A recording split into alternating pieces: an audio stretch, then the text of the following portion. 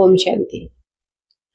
आपके बच्चों की शादी में देरी हो रही है, उनकी उम्र बढ़ती जा रही है। कुछ लोग तो 30 से 32 हो गए, अभी तक विवाह बंधन में नहीं बन पाए। बहुत बार रिश्ते देखते हैं पर वहां पे बात नहीं बन रही है, और कुछ ऐसी अड़चने आ जाती है कि विवाह होने से पहले ही विवाह फिक्स ही नहीं हो पाती है, और हम जैसे जीवन साथी का इंतजार कर रहे हैं, वो इंतजार अभी लगातार बना हुआ है। तो ये इंतजार आपका खत्म होगा कौन सी तारीख को?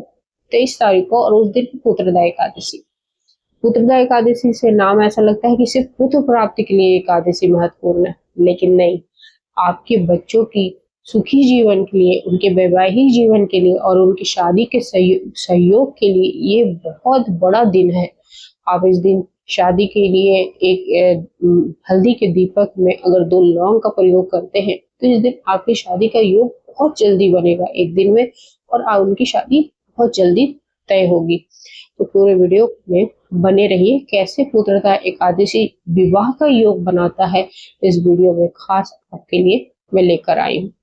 देखिए, पुत्रदा एकादशी नाम से ऐसा लगता है कि संतान प्राप्ति के लिए एकादशी महत्वपूर्ण है। उसके लिए तो है ही, लेकिन बच्चे की सुखी जीवन के लिए, अब उस सुखी जीवन में आप चाहते हो कि आपका बेटा बेटी वैवाहिक जीवन में बंधे, तभी तो सुखी उनका पारिवारिक जीवन शुरू होगा, वो खुश रहेंगे। नहीं तो ऐसे तनाव में आप रह रहे हैं, आपके बच्चे रह रहे हैं, तो ये सारे तनाव को ये पुत्रदा एकादशी खत्म करती है। इनफैक्ट उनकी जॉब अगर नहीं लगी हुई है तो उस दिन भी आप जॉब के लिए भी प्रयोग कर सकते हैं, जॉब के लिए भी उपाय कर सकते हैं। और इन सभी उपायों में आप ये उपाय करो प्लस अपने कर्म भी करो। बहुत बहुत लोग मेरे व्यूअर्स हैं जो उपाय करते हैं और सोचते हैं चमत्कार होगा। चमत्कार तो होगा तब होगा जब आप उसी दिशा में कर्म करोगे। अभी हमने उपाय कर लिया और हम लड़का या लड़की नहीं देखने जा रहे हैं, तो हमारे बच्चों की विवाह होगी कैसे जब हम देखने ही नहीं जाएंगे रिश्ता, या हमारे घर में कोई रिश्ता आएगा तो हम उनसे मिलेंगे ही नहीं, तो हमारे रिश्ता कैसे पक्का होगा? तो आपको ये सारे कर्म करते रहने हैं उपाय के साथ साथ। जब आप उपाय करते हो तो आपकी जो घर की पॉजिटिव एनर्जी बनती है, तो उससे जब आपका रिश्ता आता है तो वो पक्का होता है। तभी हम कहते हैं कि शादी का योग बन गया है। ठीक है, और ये कोई भी उपाय शादी का योग बनाता है, उसकी पॉजिटिव एनर्जी इतनी अच्छी होती है और आपका विश्वास, दोनों मिलकर शादी का योग बनाता है। तो आपको इस दिन क्या करना है, तो सामग्री आप पहले नोट कर लीजिए। आपको एक आटे का दीपक या मिट्टी का दीपक चाहिए, उसमें शुद्ध देसी घी भर लीजिए। ठीक है, एक रुई बत्ती का जो सीधी खड़ी बत्ती वाला बाती होना चाहिए, और साथ साथ एक चुटकी हल्दी और 2 लौंग। ये सारी चीजें बहुत महत्वपूर्ण है। तो उस पुत्रदा एकादशी से पहले इन चीजों को अपने घर में लाकर रख लीजिए। अब पुत्रदा एकादशी के दिन आपको क्या करना है, तो नहाने के पानी में 1 चुटकी हल्दी डालकर जरूर नहाइएगा उस दिन। ठीक है, अगर बाकी दिन नहीं कर रहे हो तो उस दिन तो जरूर करिएगा। एकादशी के दिन पीले वस्त्र पहन लीजिए, और उसके बाद भगवान विष्णु और लक्ष्मी जी के आगे आपको ये दीपक लेकर बैठना है। पहले भगवान विष्णु और लक्ष्मी जी का आपको आवाहन करना है, उनका एक माला जप करना है। ओम नमो भगवते वासुदेवाय नमः या ओम लक्ष्माय नमः आपको एक जप करना है। और उसके बाद आपको घी के दीपक में, वो बत्ती में हल्दी लपेटकर पीला बनाकर आपको उसको जलाने से पहले अपनी मनोकामना बोलनी है कि मेरे बेटे का नाम ये है या मेरी बेटी का नाम ये है, उसका गोत्र ये है, और उसकी शादी की सारी बाधाएं खत्म होकर शादी हो रही है। और इसी कामना से आपको वो दीपक प्रज्वलित करनी है। आपने प्रज्वलित कर लिया। अब अपने बच्चे की विवाह की आप कम से कम 50 बार ये बोलना है आपको कि मेरे बेटे की शादी हो रही है या बेटी की शादी हो रही है। इस लगन में उसकी शादी का योग बन रहा है, भगवान विष्णु की कृपा बरस रही है और मेरी बेटी की शादी हो रही है। ये कहते हुए आपको 2 लौंग लेना अपने सीधे हाथों में, और बेटा या बेटी के सर से 7 बार उबारना है इस तरीके से।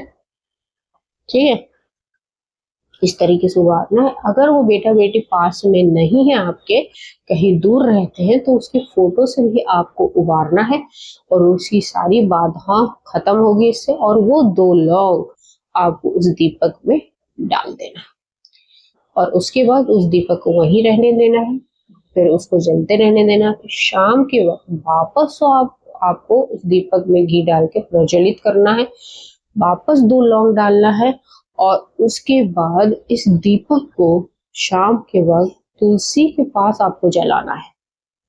देखिए उपाय पूरा ध्यान से सुनिएगा, ये जरूरी है शाम को वक्त आपको उस दीपक को वापस प्रज्वलित करना है, लेकिन इस बार घर के बाहर जो तुलसी है या गमला है उसके पास ये दीपक रखना है। तुलसी माता से भी अपने विवाह की बच्चे की विवाह या खुद ही अगर आप ये उपाय कर रहे हैं तो अपने अपने विवाह की कामना करनी है आपको कि जो भी रुकावटें बाधा है सब माता लक्ष्मी और विष्णु भगवान की कृपा से खत्म हो गई है, मेरे बेटे की शादी हो रही है जल्द से जल्द। और इस बार आपको 50 या 100 बार नहीं बोलना है, एक बार बोलकर उस दीपक को शाम को बाहर रख देना है। अब इसमें सावधानियां क्या है? सावधानी यही है कि आपको विश्वास 100% होना चाहिए। दूसरा, इस दिन आपको सात्विक भोजन करना है। इस दिन चावल या केले का सेवन नहीं करना है, ठीक है? और आपको किसी को भी इसके बारे में नहीं बताना है कि मैंने ये उपाय किए हैं। किसी के मन में कौन सी एनर्जी चल रही है आपको नहीं पता होता है। आपने वो उपाय कर लिया, भगवान को धन्यवाद करना है कि जो भी आपने दिया उसके लिए धन्यवाद। हमारे जीवन में ऐसे ही सुखी और सुखमय कार्य होते रहे, शीघ्र ही मेरे घर में मांगलिक कार्य हो। ये आपका उपाय संपन्न होता है। अब ये उपाय करने के बाद आपको भगवान विष्णु को सब कुछ सौंप देना है कि भगवान विष्णु जो चाहेंगे वही होगा। और अपने कर्म को याद रखिएगा, अपने कर्म को करते रहिए।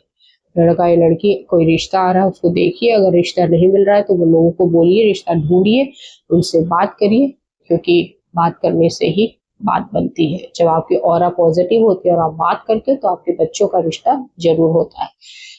तो इस पुत्रदा एकादशी इसी पॉजिटिव एनर्जी के साथ आप ये उपाय जरूर करेंगे। मेरे से वादा करिए कि आप ये उपाय जरूर करेंगे और दूसरे लोगों को भी इसको शेयर करेंगे ताकि उनका भला हो, आपको आशीर्वाद मिलता रहे, ठीक है? और उनकी दुआएं भी आपको लगे और आपके सभी जीवन सुखमय रहे।